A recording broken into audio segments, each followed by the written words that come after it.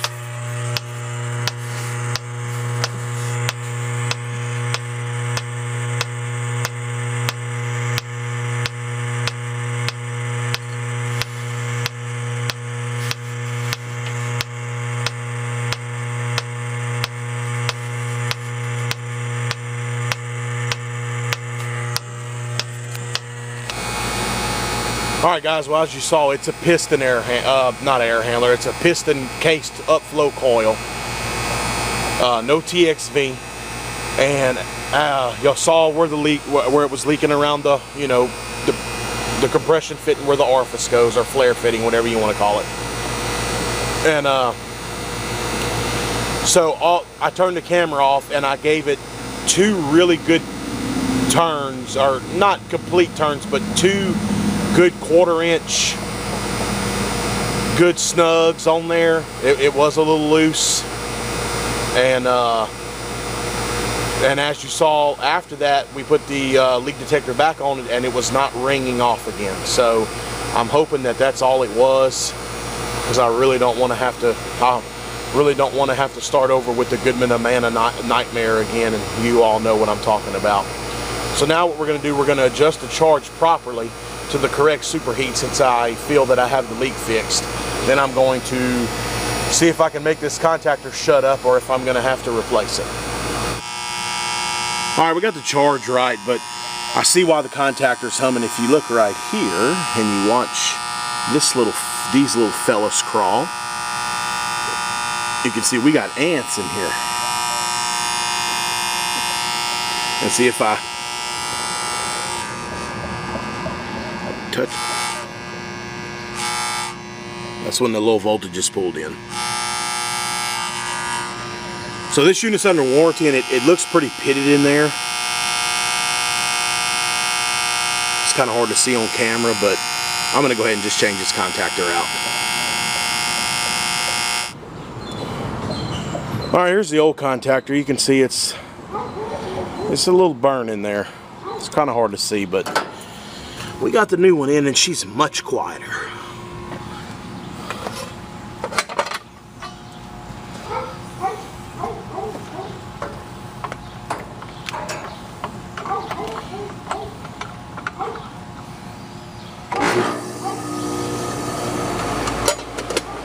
There we go.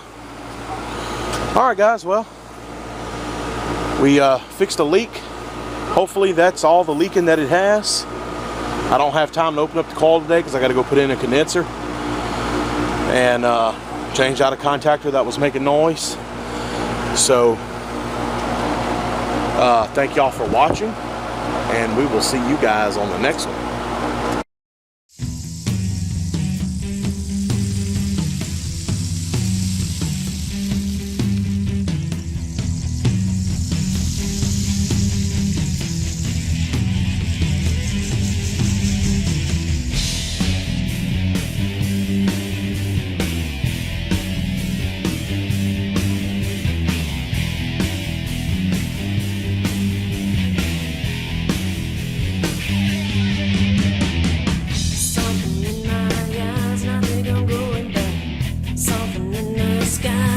It's turning black.